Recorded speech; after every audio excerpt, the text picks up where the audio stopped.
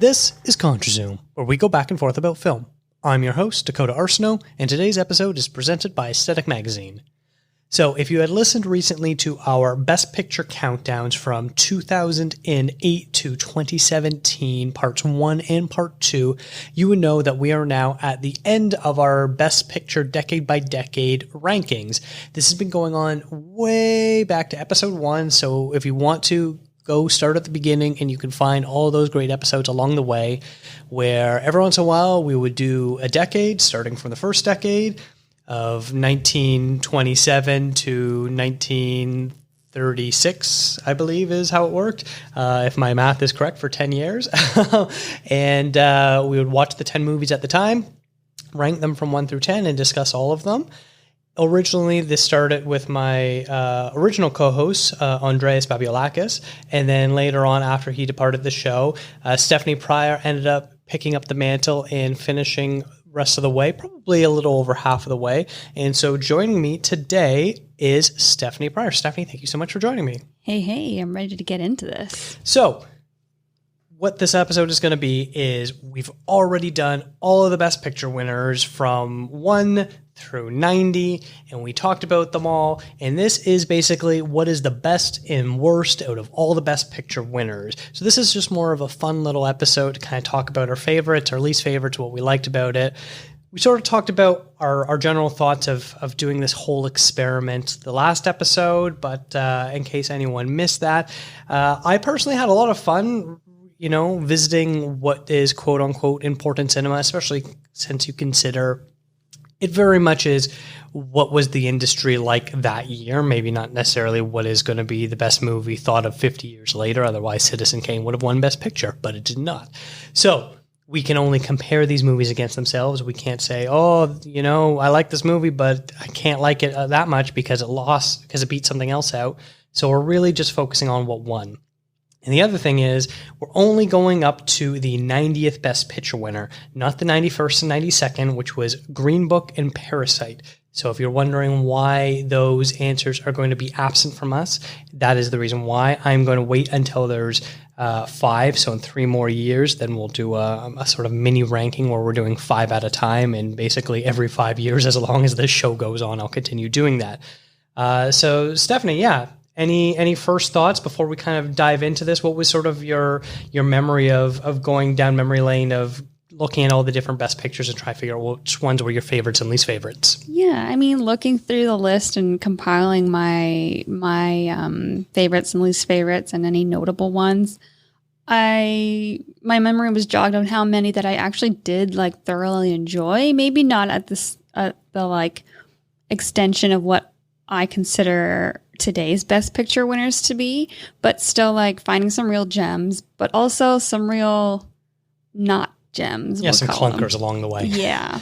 How many of the Best Pictures had you seen? Because I know you didn't start out originally watching them with me. You kind of joined in a bit of the way through, sort of picking and choosing. How many overall of the, 92, we'll say, have you seen? Yeah, so I've actually seen 82 of the 92, which is surprising. I actually thought that there was more that I missed from those early decades, but it seemed that there was just 1 or 2 from maybe the first 3 decades that I've missed, collectively adding up to about 10 that I missed. So I'm quite surprised and happy with how many I've seen. Yeah, that's actually really good. And I think that kind of gives you, enough of an authority to be able to say this was good, this was not good, without being like, I missed those 10. Yeah. Are there any bigger ones you think you missed, or are you kind of be like, I have a good idea of what's good and what wasn't good?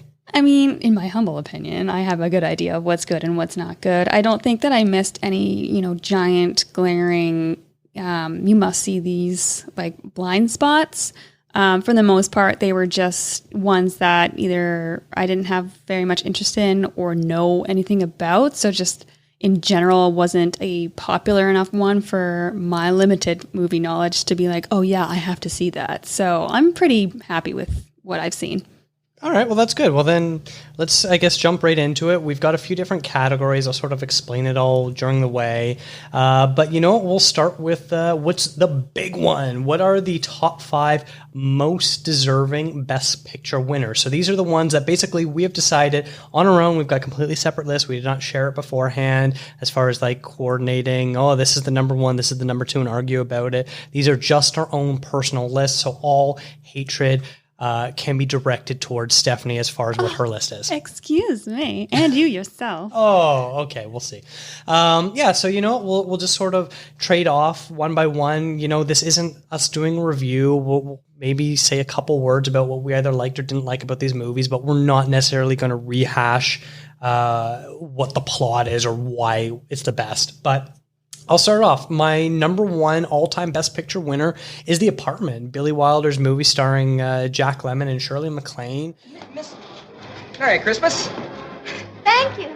I thought you were avoiding me. What gave you that idea? In the last 6 weeks, you've only been in my elevator once, and you didn't take off your hat. Well, as a matter of fact, I was rather hurt that night you stood me up. I don't blame you. It was unforgivable. I forgive you. Well, you shouldn't. You couldn't help yourself. I knew when you're having a drink with one man, you can't suddenly walk out on him because you're having another date with another man. You did the only decent thing. I wouldn't be too sure. Just because I wear a uniform, that doesn't make me a Girl Scout. It's funny. It's sad. It's very sad at points.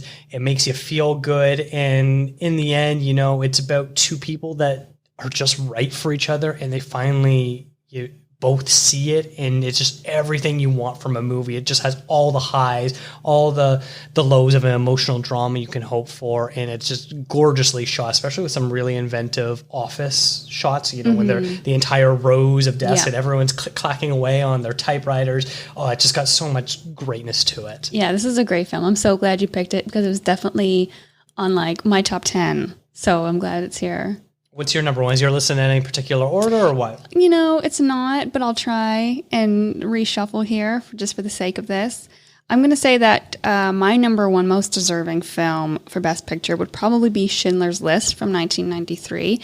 I think it's such a heavy, strong subject matter that it could have gone, you know, so many different directions and so many different ways and could have been super, super hard to watch, and it is still too, but I think it was handled so delicately, and all the performances were just amazing, and just the cinematography, the black and white, everything, you know, was there for a reason and had its own purpose, and I really appreciated it, so I think it's super deserving. I think it's funny that Steven Spielberg never went to college, or at least he didn't graduate, and so he finally went back, I think in like the mid-90s, to, I want to say NYU or something like that. And he had to submit a thesis film. So he used Schindler's List as his thesis film. So, you know, of course he graduated.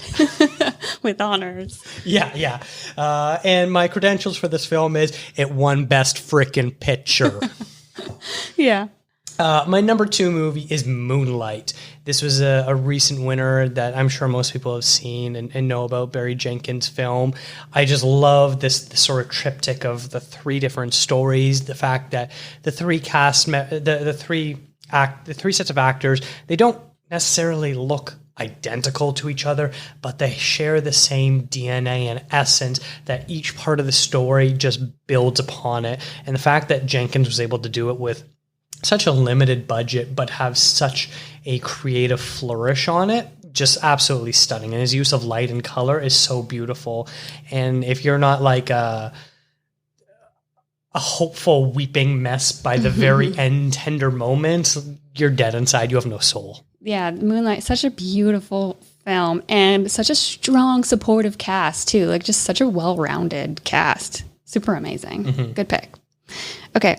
My number 2 most deserving Best Picture winner of all time will be Silence of the Lambs from 1991. I think this was a game changer in, you know, the sense of what makes the Best Picture, especially for the genre being in there. You know, we're used to having these, you know, either historical dramas or these melodramas, these, you know, gravitas kind of films. And this one, for me, really sticks out as, you know, going against the grain, something really different. So I was, you know, surprised that it was in there, but so happy that it did win. And I think it's so deserving. Yeah, the fact that it's not just like a regular costume period piece biopic, where this legitimately you believe that it was the best movie of the year. It's such a taut thriller where every moment makes sense and leads into the next moment, and it was so meticulously crafted. My number 3 film is The Bridge on the River Kwai. I love this movie. It's, it's got so many moving parts. You've got to think about like 3 or 4 different storylines all happening concurrently, from inside the POW camp to outside when they're trying to figure out how to disrupt the Japanese forces.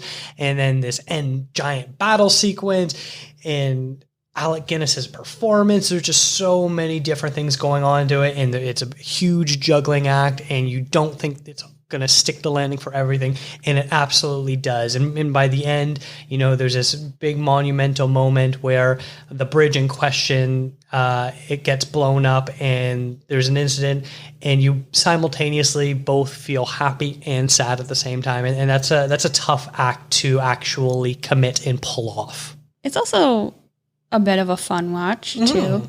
So, It's a fun watch in the sense of like the never give up. Like if you need some inspirational material, there's a bit of a tough goes at the beginning with the abuse sequences in the POW camp, but it's that human strength of we can overcome anything that's so inspiring. All right, next on my list, I have Amadeus from 1984. This movie blew me away. Surprisingly, with its length, I can't believe I actually sat through something of that long, because it tends not to be my favorite thing. But I think, the costumes, the script, the production, the acting, the music, the direction, it was all there for me, and it all worked so well that I continually think about it and want to revisit it. I just don't know when I'm going to have the time to sit down and watch it again. Yeah, that was a movie I had seen before, and I was kind of taken aback by how much you fell for it. There, specifically, I think there's a real moment late in the film when he's composing in his deathbed to Salieri. That scene is amazing. Which I think is like the real hook of like, this is an enjoyable movie to this is a fantastic movie. Start with the voices. Basses first. Second beat of the first time. Common time.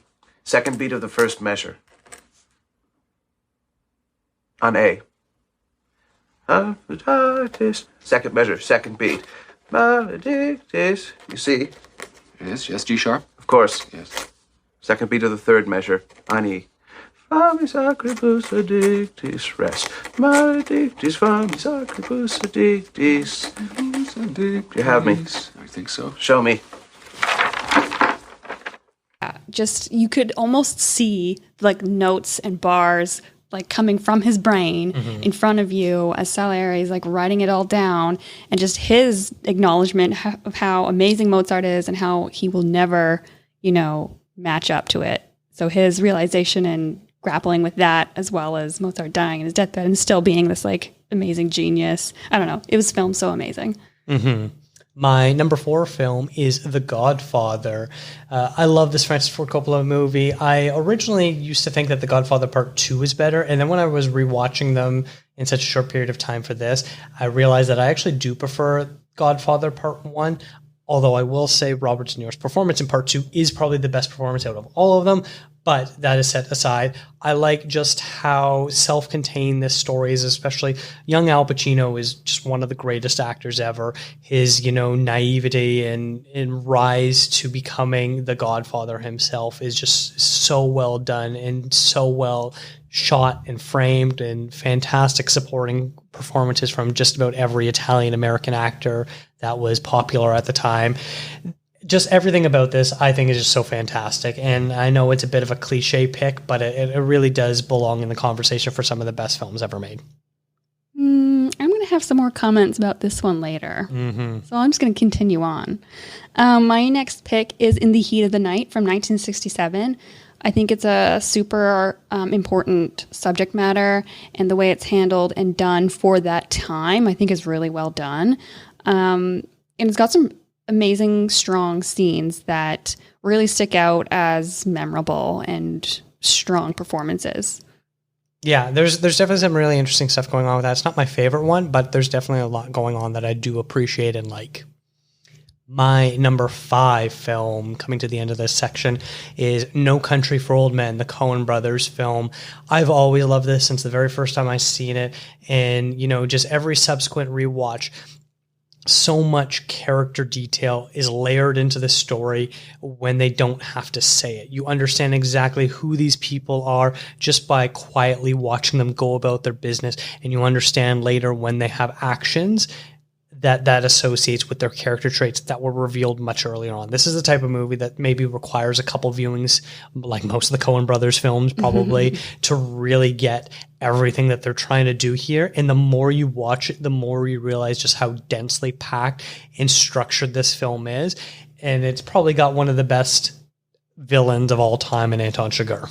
Yeah, I mean, great film. So happy that this is also on your list because it's one I wanted to pick, but then it was just beat out a couple times. So super happy it's there. Okay, my last Best Picture Most Deserving pick would be Spotlight from 2015. I remember we talked about this just recently on our last Best Picture podcast, but upon first watch, I thought it was just okay, but then rewatching it a second time, it really blew me away on the just the way it's shot and every meaningful scene and the performances, everything's there. And there's just the subtleties that make up this film and hit it out of the park for me. So I remember at the time being like, really? Spotlight won? But it's actually most deserving for me on my most deserving list. There you go. So those are our most deserving Best Picture winners. Next up, we are going to do our least deserving. So the ones that's a little bit more fun to make fun of a little bit. Mine is, the way I wrote this down was least deserving. I'm going to start with my number 5 and then work my way down to my number 1. So my number 5 is Crash, which is the Paul Haggis film. And this is, just such a hot mess where they're trying so hard to be poignant about racism and sexism and hate in the world, and in the end just everything about it just miss. It's so hackneyed and over the top, and it's just a real struggle and slog to get through. There's almost no redeeming qualities to this.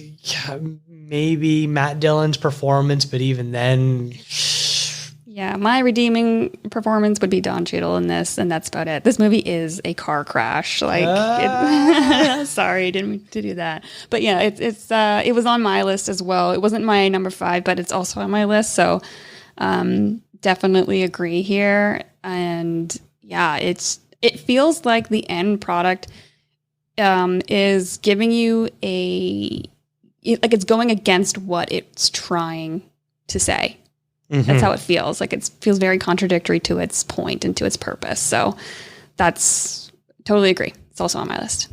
Did you want to go to yours or should I just continue? Yeah, I'll go. What position on your list did it come in? I mean, yeah. Was it just one? Did you not rank these? These are just your 5. Yeah, there's my 5. I didn't particularly rank them in any order. Okay.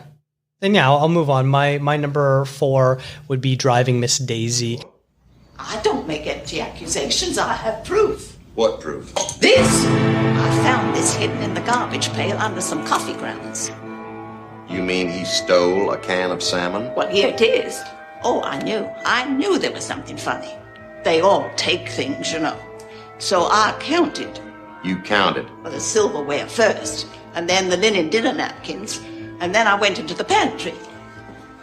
And the first thing that caught my eye was a hole behind the liner things. And I knew right away. There were only 8 cans of salmon. I had 9, 3 for $1 on sale. Oh, very clever. Which is basically the 1980s version of Green Book with the roles slightly reversed. This movie, once again, has no redeeming qualities. It's, dealing with racism in the South, where you have a white woman and a black man who is her driver.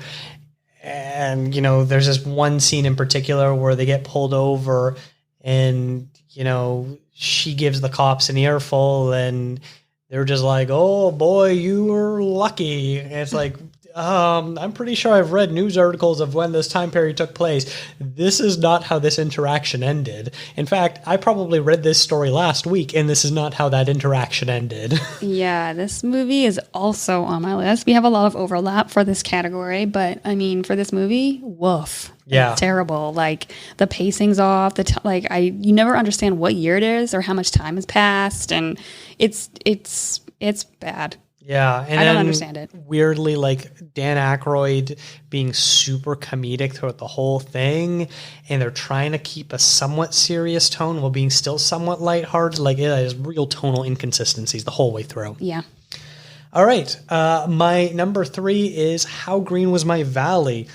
This is a movie that I don't understand why more people don't like it. I'll often talk about really not liking this John Ford film. I'm often met with responses like, oh, I love that movie. Oh, I grew up on it. It's so good.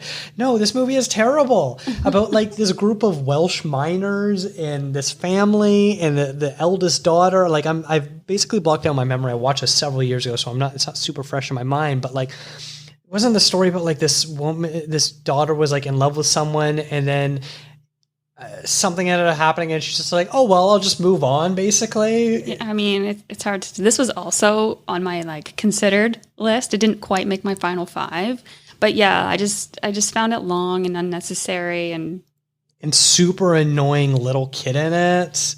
I know that's your favorite, is annoying little kids in movies. Probably, I don't even remember the little kid, so I most definitely blocked it out. This movie is god-awful. This is the movie that actually beat Citizen Kane for Best Picture, so this is the one time that I will invoke that. Well, I think I need to rewatch Citizen Kane, so I'm not going to support it because I remember not liking it upon first watch, so I'll just pass.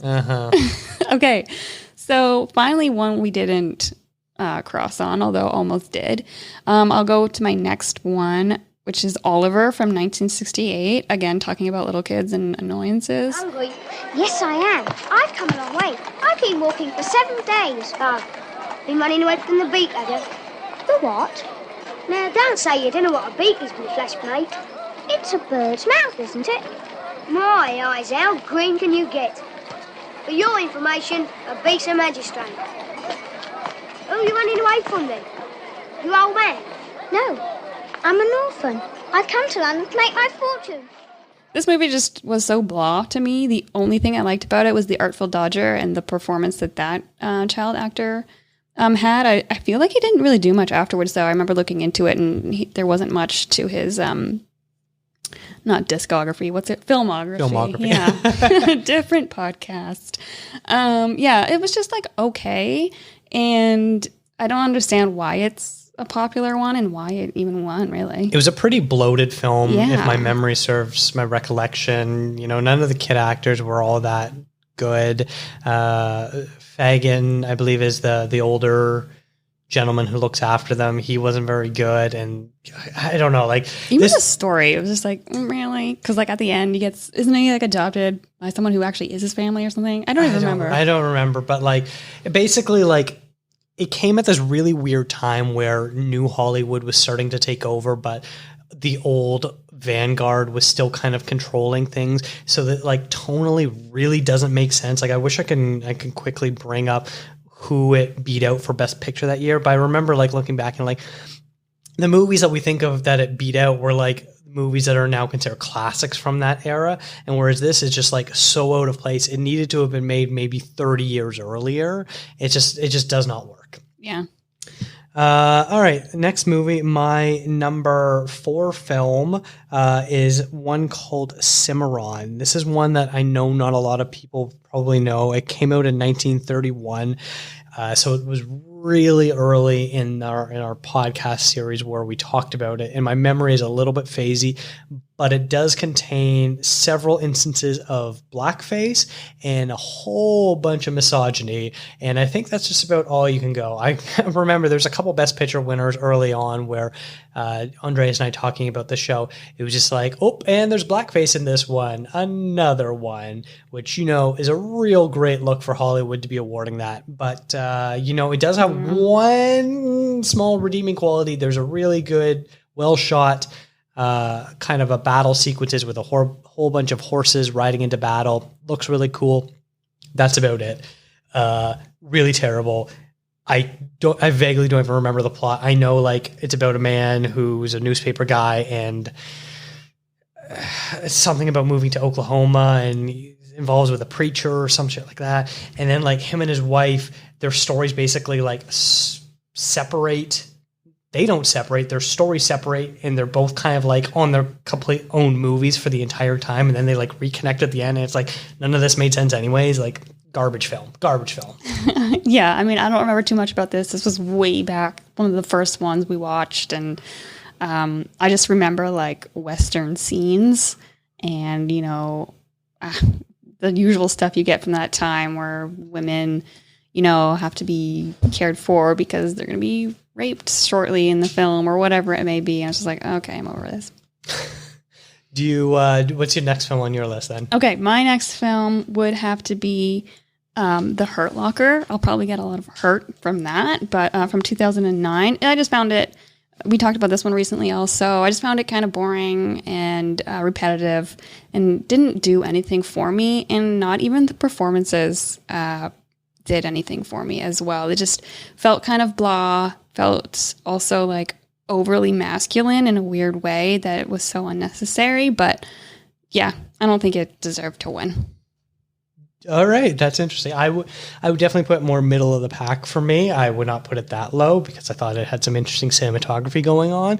But yeah, you really weren't a fan of that. No. All right, my number five, however I was doing this. The worst Best Picture winner of all time is a movie called The Greatest Show on Earth, directed by Cecil B. DeMille, and it stars Charlton Heston, who basically works for a traveling circus, and he kind of is like the manager, and he basically just yell acts his entire way through. He's only got like one tone level the entire way, whether it's, you know, him trying to herd some animals or him trying to find a killer, which is something that actually happens in this film, or him trying to woo a woman. It's just all yelling all the time. He is a terrible actor in most things he does, unless he's very specifically suited for it, like Planet of the Apes. Jimmy Stewart's in this movie, and he really did not like this script once he was cast. He plays a clown. You don't see him out of his clown face makeup the entire movie because he refused to be shot without the makeup. That's how bad this movie was. It's bad when. Never mind that. Just take off. And see him at the menagerie. Brad, take it easy. Doc, maybe you can keep him quiet. I give up. You did a great job, Buttons. A great job. Thank you, Doc. It's my last. Looks like you ran into a little trouble. If I were in the junk business, I might make you an offer. Vultures even follow train wrecks. Hayden, you're all washed up. We'll give a show. Without an audience? But like nothing in this movie made sense. It was just like one scene to another of Charlton Heston yelling, and it was basically like a giant commercial for Ringling Brothers, Barnum and Bailey, who I believe actually were like producers on this Yeah, film. I think they were too. So this one is also on my list, my top five worst winners or undeserving winners. Yeah, long, super, super long. Boring, super, super boring. Nothing happens of great interest. There's like a train crash. There's a few things. Oh yeah, that hilarious train crash. Yeah, I don't know. And like, was Heston the one who was like basically an Indiana Jones? Yeah, prototype for that, yeah. Yeah, like to the hat and the whip, down to it. Yeah, just like not the greatest show on earth at all. No, pass. Yeah, it was, oh my God, it was so bad. Like, I think it's one of those movies where you could probably enjoy laughing at it the whole time. There's a couple of these movies that we talked about. Like, I wouldn't want to put on Driving Miss Daisy just for a lark, but Greatest Show on Earth, if I was with maybe some friends and we were drinking, totally, it would probably be a good hate watch. Yeah, I agree with that. But it is so bad. Not deserving of Best Picture at all. Yeah. So there we go. Those are our most and least deserving Best Picture winners. Now we're going to shorten up the categories a little bit as far as how many we're going to name, but we're going to go through some more fun categories. So the next one is the top 3 oddest Best Picture winners. So these are ones that might still be good, but not necessarily what you expect a Best Picture winner to be watching, for me, in my case, 90 films, and in Stephanie's case, 82, you definitely sort of see some trends of what's a little more predictable. But then there's a couple that really stand out that don't really fit the mold. And my first one, in no particular order, is Tom Jones, which was this sort of crazy mix of comedy, like screwball comedy, real spoof. It's got some song and dance to it. Like, none of it really made a ton of sense to it. Albert Finney's in it. He's a sort of Lothario character. I wasn't very high on it, but it's definitely probably one of the weirder movies I've ever seen, because tonally, from scene to scene, you'd never know what you're going to get from this thing. This is one that I missed, so I don't know much about it. Just remembering, like, from the things that you've talked about. What was your first one on your oddest list? So one of my oddests, and my list is actually quite odd, but I'll just go for it. I have The King's Speech from 2010. This I have on here because, I mean, I really enjoyed the chemistry and the performances between the main actors, Geoffrey Rush and Colin Firth. I thought that was fantastic, but also the film just itself was so, like, okay. There was nothing super amazing about it. It wasn't a grand production. It wasn't particularly historical in the sense of like costume and set pieces, anything like that. And the story, while uplifting and encouraging, was just, again, like an okay story. So this is why I find it odd that it won for Best Picture, considering that I feel like there was some better ones that year, but that's just my thought. Yeah, I hear you. I think it ends up being a bit of a trite biopic by the end of it, but the first, 2/3 of it are very interesting. But yeah, it is a little bit different. My next one is The Shape of Water. So this is the first sort of sci-fi genre film to win. It's a monster movie, which you don't expect. There's only a couple ones where bad guys are even, prominent parts of the story. And this, you've got this really weird, I don't want to say psychedelic, but like this, like radioactive 1950s world that Guillermo del Toro just like completely turns on its head, where the monster isn't the real monster, humans are the real monsters. And it becomes this beautiful fairy tale that's very dark and very adult. But this is not the type of film that normally wins Best Picture. I know it was pretty surprising when it did win that year. And I think it still kind of stands up as being one of the more odd ones to win, because it really doesn't fit in. There's been not even a ton of nominees that would fit anything close to this.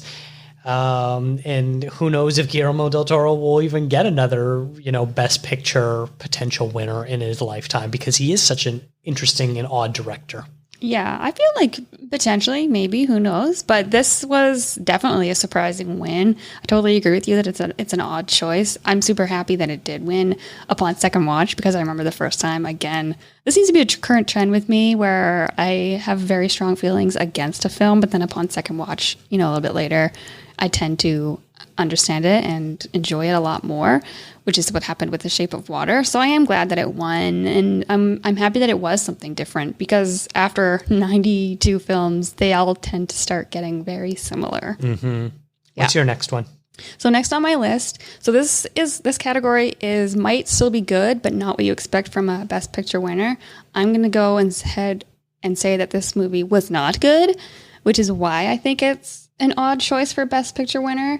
The 1958 film Gigi just like felt pure fluff to me, and was a weird subject matter. And, it's about this man falling in love with this girl who then he's mad when she grows up and is like more of a lady and less of a like infantile, which is just weird and gross. And then you got the story of Thank Heaven for Little Girls. Thank Heaven for Little Girls. The only good thing that came out of this movie is what Jerry, I forget his name now, who played Lumiere from Beauty and the Beast, based off his Lumiere. Jerry Orbach. Orbach, thank you.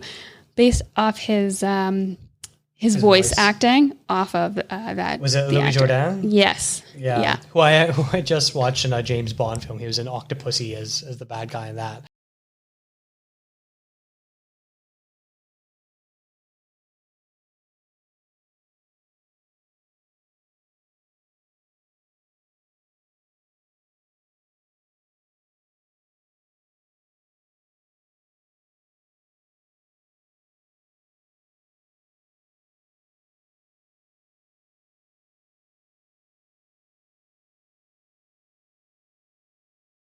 Yeah, that was definitely an odd one. There's only been a couple musicals to win, and it's definitely a bit of an interesting one.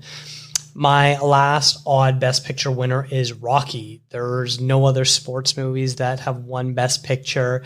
This is one of the ones that I really didn't care for. Sylvester Stallone isn't a great actor. I don't really like his relationship story with Adrian. The training montage, maybe it's just because I've seen it parodied a million times. I just can't get into it. But it's just like, this is such a small scale story, and the story is so fits in a city block, which can be fine, but it just didn't really work for me. It doesn't really read Best Picture winner for me. You know, this heartwarming, uplifting, overcoming adversity sort of nonsense. I don't know. Maybe I'm just not the type of person that believes in that sort of crap. I am not a Rocky fan either. I think it is an odd win. You are forgetting about $1 Million Baby. Oh, yeah. Another boxing Very movie. similar movie, actually, if you want to think about it. Yeah. Similar in idea. I think the difference is Rocky being supposed to be such an uplifting film, whereas $1 Million Baby is more the traditional dramatic type. Yes, yeah, definitely. Different endings. But yeah, I would have to agree with you with Rocky. It's an odd winner. Mm-hmm. So what is your last one? My last one is Out of Africa from 1985.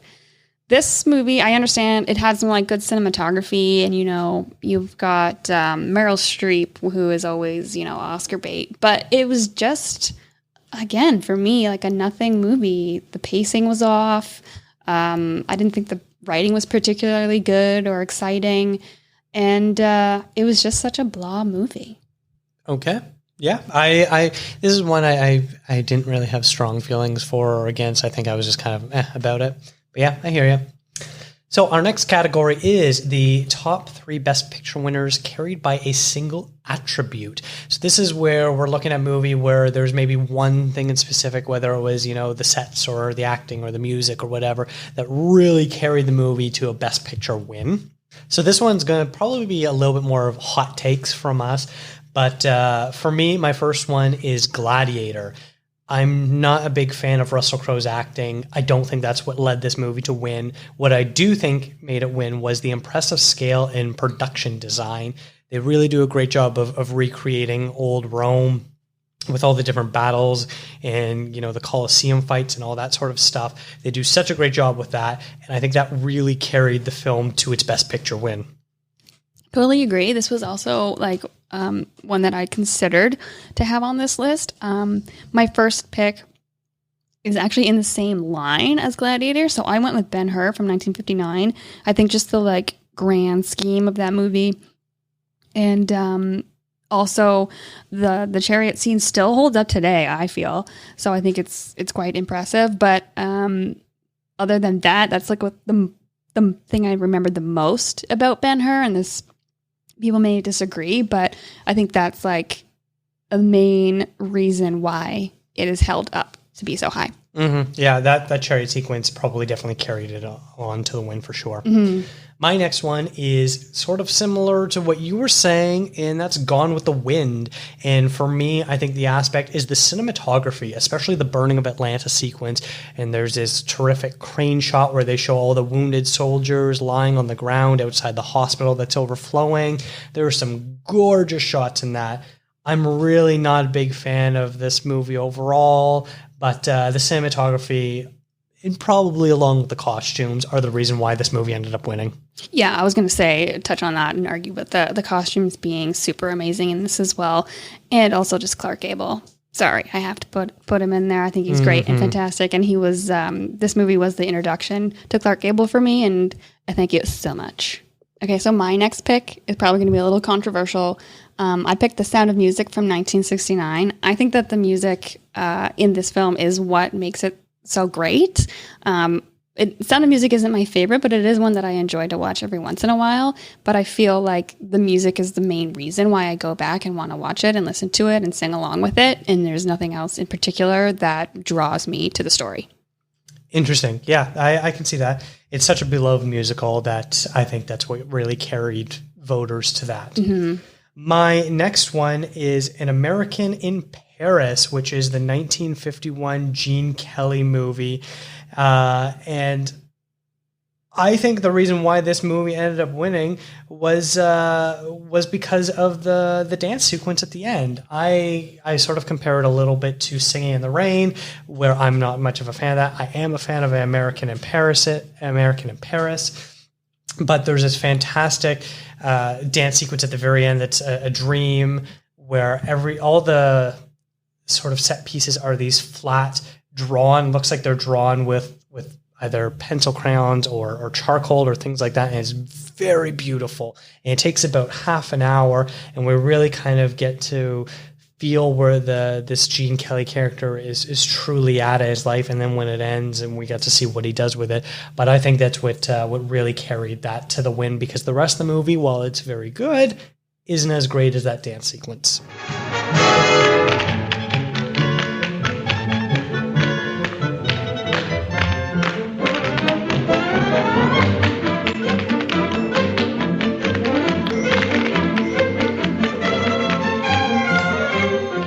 Totally agree with you here. I love this movie. I think it's so amazing.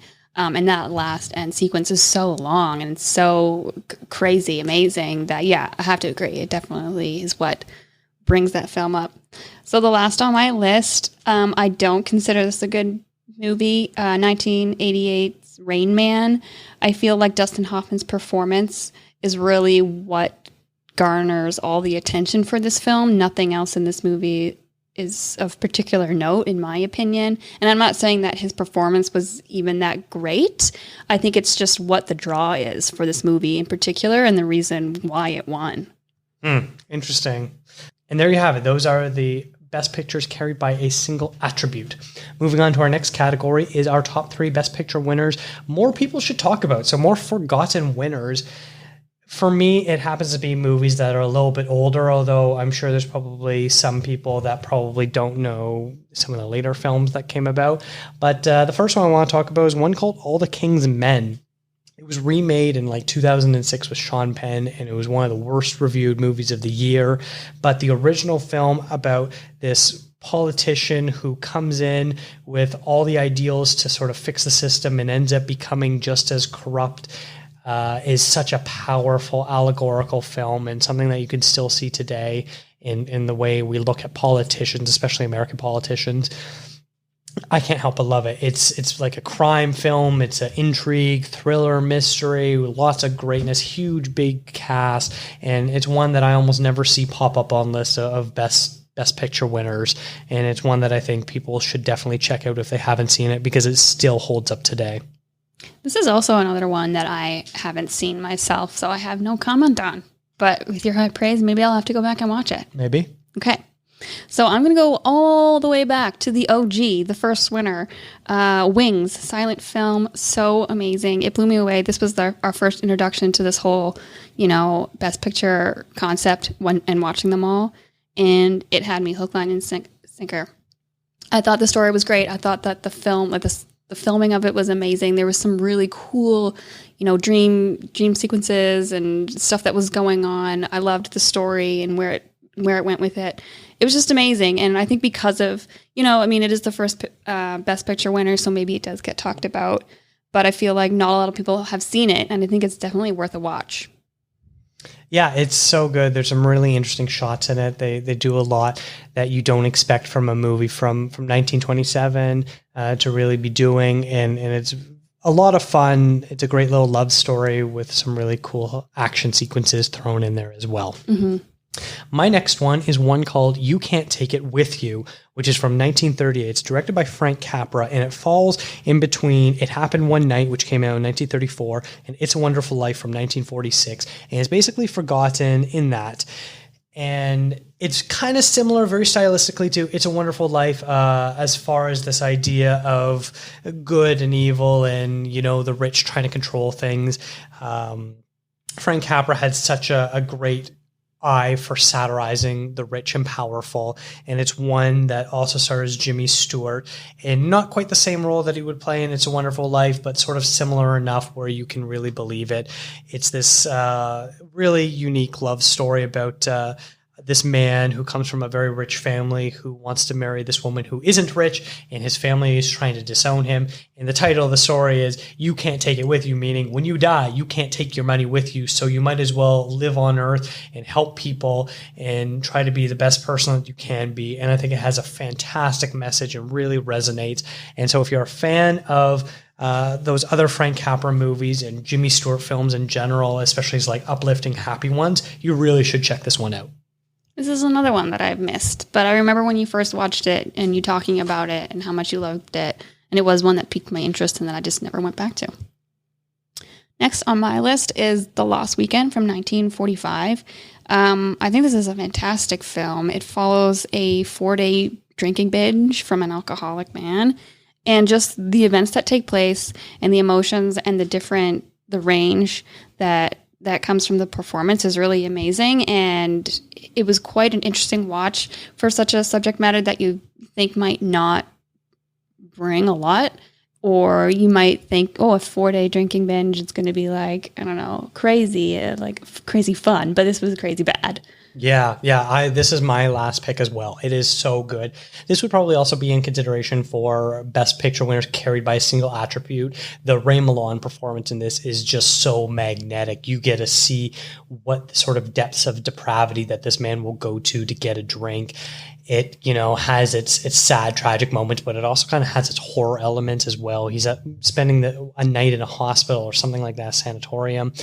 And that's when, I can't remember the exact term of it, but that's when the bugs come out, and they are they're shown literally coming out and crawling across the walls. So like when you get the shakes and stuff like that. So he really does a great job portraying an alcoholic going through withdrawal. It's one that I know not a lot of people really know about. It's definitely probably one of the darker films to win Best Picture too, but it's one that I really love. Yeah, it was amazing. So that was your last one? Mm-hmm. Yeah. So my last pick for Forgotten Winners, I think this is a lot of people's favorites, so maybe it's not really forgotten, but I think it needs to be talked about more. It's All About Eve from 1950. I think just such a strong film full of strong female actresses. This is actually the only film in Oscar history to receive 4 female acting nominations, 2 in the Best Actress, 2 in the Best Supporting. Unfortunately, none of the 4 won, but I think it goes to show like how important this film is for female actresses, and also just what it means to be in the film industry and how life is for female actresses, and coming to terms with aging and having like a young ingenue come in to take your place. It's a great performance by both Anne Baxter and Betty Davis. Eve. Good evening, Mr. DeWitt. I had no idea you two knew each other. This must be at long last our formal introduction. Until now, we've only met in passing. That's how you met me, in passing. Yes. Eve, this is an old friend of Mr. DeWitt's mother, Miss Caswell, Miss Harrington. Miss Caswell, how do you do? Addison, I've been wanting you to meet Eve for the longest time. It could only have been your natural timidity that kept you from mentioning it. You've heard of her great interest in the theater. We have that in common. Then you two must have a long talk. I'm afraid Mr. DeWitt would find me boring before too long. You won't bore him, honey. You won't even get a chance to talk. So it's definitely one on my most recommended. It's probably the movie that has like the single most greatest performances. Like everyone is so good in this movie. Yeah. All right, so our next category is top 3 Best Picture winners that are overrated. Not necessarily bad, but maybe not deserving of the title. My first one, so this is probably going to be the hottest of hot takes from us. My first one is Titanic. Fantastic visual effects for its time. Great that James Cameron built a boat. Great that there's some cool underwater sequences, but oh my god, the plot is lacking, and why is it so long? I feel like I was on that boat wanting to drown myself too. Oh my gosh, this is a hot take. Yeah, I never really was a fan of Titanic. When I was younger, I never enjoyed rewatching it. It's so long, and it's got a couple cool sequences, but a couple cool sequences does not equal a Best Picture win. Wow. Well, I disagree. I mean, part of it is nostalgia, but also just the music in it, I think, is so great. And I have to respectfully disagree. I wish my heart didn't go on. Okay, number one on my most overrated Best Picture winners would be Forrest Gump from 1994. Talk about boring. I find this movie to be boring, but also just because it's so unbelievable and unrelatable. Like, it doesn't make sense to me that all these things in history would take place with this one man being connected in all of them. I don't think the acting is very good in this. I don't like the writing. It's long-winded. I think probably the best scene is where they're talking about the different ways you can cook and eat shrimp. And that's about all. Anyway, like I was saying, shrimp is the fruit of the sea. You can barbecue it, boil it, broil it, bake it, saute it. There's shrimp kebabs, shrimp creole, shrimp gumbo, pan fried, deep fried, stir fried. There's pineapple shrimp, lemon shrimp, coconut shrimp, pepper shrimp, shrimp soup, shrimp stew, shrimp salad, shrimp and potatoes, shrimp burger, shrimp sandwich. That's about it. Yeah, I hear you. Like, Tom Hanks, we love you, the best. Yeah, of course. Who doesn't? But he's probably one of your favorite actors, if not your favorite actor. But yeah, such a bad movie. Yeah, I'm not a fan of it. All right, my next overrated film is Shakespeare in Love. Love the costumes. I enjoy the whimsy of it. I enjoy Dame Judi Dench showing up for 5 minutes and walking away with an Oscar for some reason. And as a theater nerd, I quite enjoy all the fun little touches that they throw in there. But, it's just a fun little silly romantic film and not Best Picture. Sorry, Gwyneth.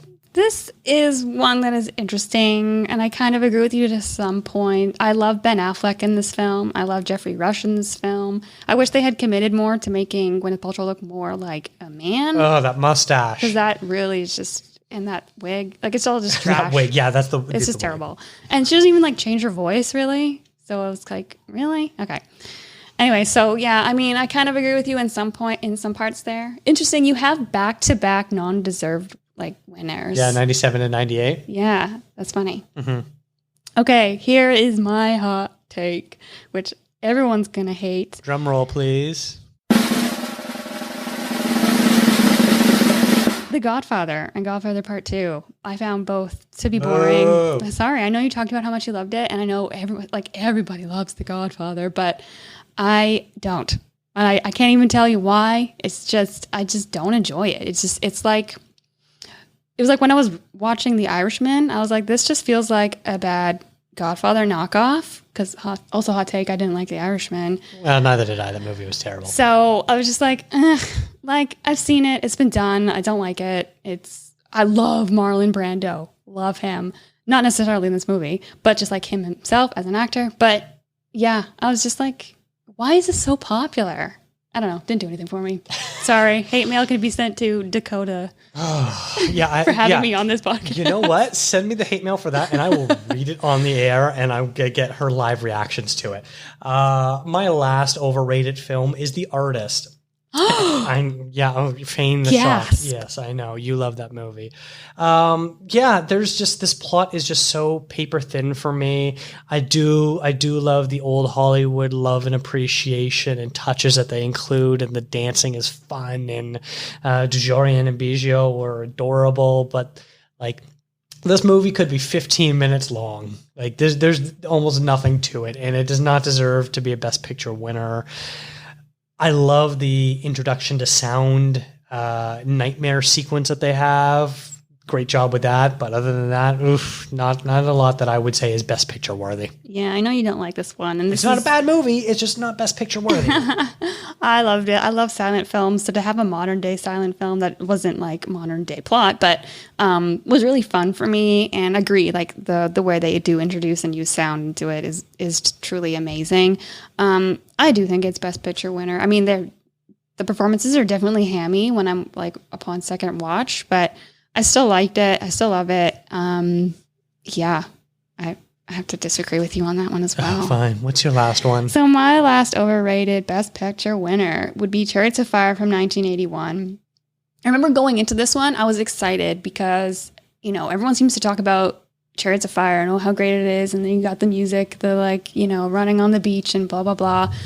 And I'm watching it and about halfway through, I'm like, so when does something happen? So when does this get good? Spoiler alert, nothing happens. Yeah, it was just like, I was just like, why am I watching all these like dudes just like being duty? I don't know. It was just okay. It's funny. I'm not like I think I was let down. That's why. A super popular user on Letterboxd or anything like that, but my review of Chariots of Fire is my most liked review on there, where my quote is, this movie commits the cardinal sin of movie making, and that is don't be boring. Yeah, and that's what it is. I mean, maybe I'm not hearing from the movie world enough about, like, is it a loved one?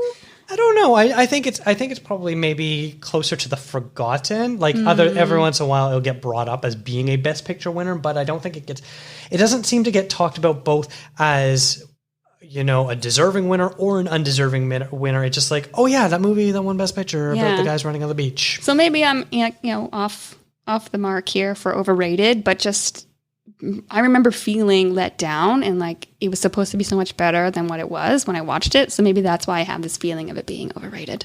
Owing to the absence of any other challenger, Mr. Abrahams will run alone. Not so, Mr. Schuyler!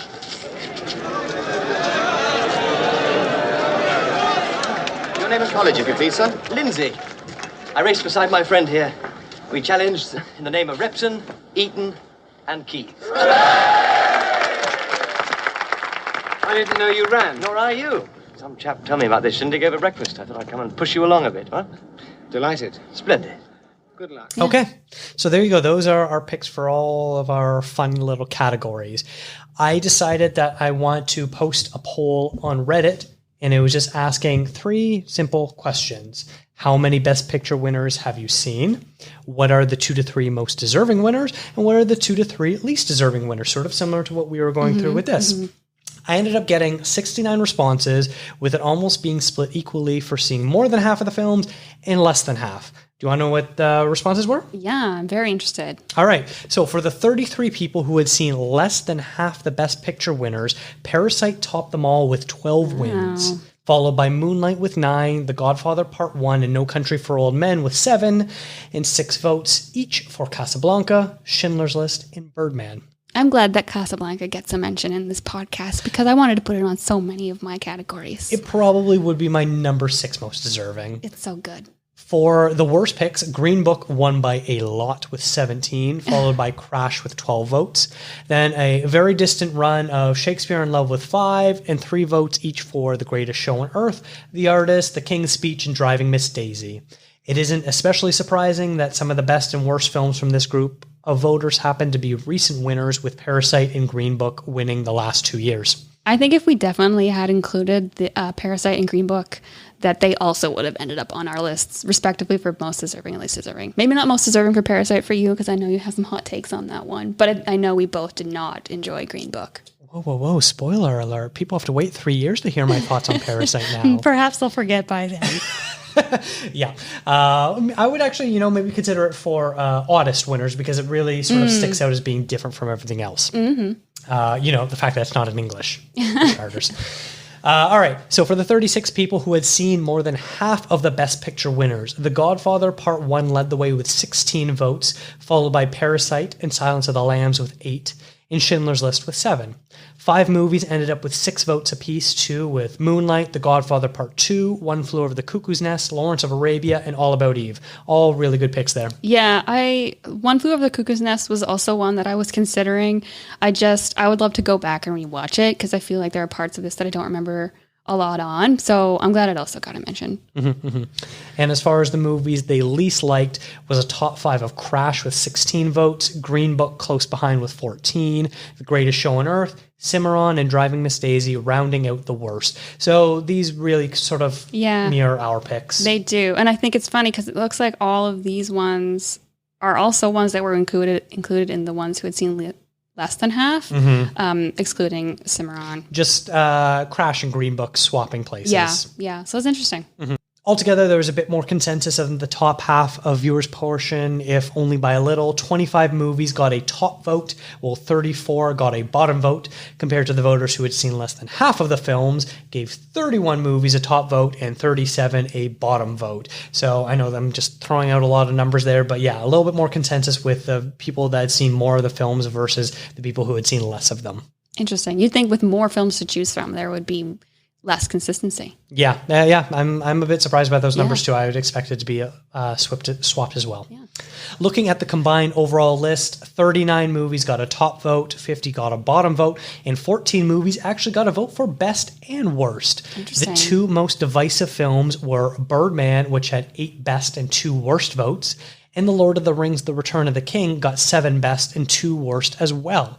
Other movies that ended up on this list included The Shape of Water, The Hurt Locker, Braveheart, Dances with Wolves, and Spotlight, all of whom ended up with more negative than positive scores. Wow. And weirdly enough, one person said Moonlight was the worst movie, despite it having the 3rd most best votes combined. Wow, hot take from that person. Yeah, I wish I kind of took some usernames because I want to call this person out. You want to take some names down? Yeah.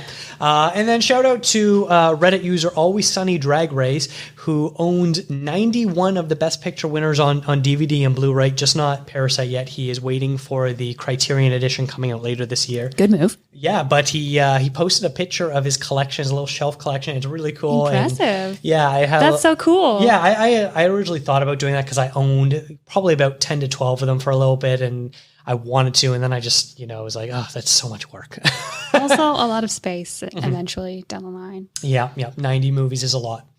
I also posted a similar question on Twitter, and friend of the show, Callum McNabb from the Scare Traducing podcast left me this message, and he said, The Silence of the Lambs and One Flew Over the Cuckoo's Nest are favorites of ours to win. Pretty safe answers to be fair. Controversial take, Braveheart isn't all that great, and Netflix's recent Outlaw King was better. So much better. Not many fellow Scots would agree with that.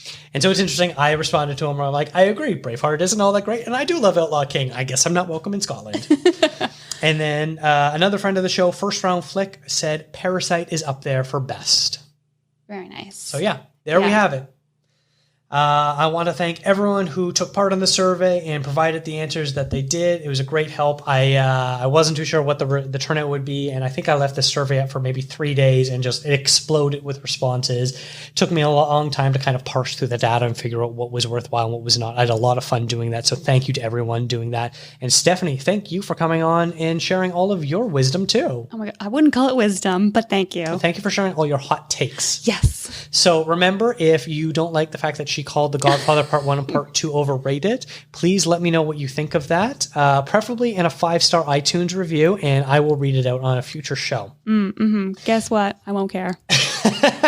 I want to thank Eric and Kevin Smale for the theme music, and this person over here for the logo design. Thank you to Aesthetic Magazine for presenting the show. Follow the show on Instagram, Twitter, and Facebook at ContraZoomPod. Please visit ContraZoomPod.com for all your CZP needs and bookmark it, as I will be adding lots of cool content to it over time. Please rate and review the show wherever you listen to podcasts, and send me a screenshot to ContraZoomPod@gmail.com, and I'll add you to a list to mail you some free swag when they are available. And if you have any picks for best and worst Best Picture winners, also send me an email with that. Thank you so much for listening.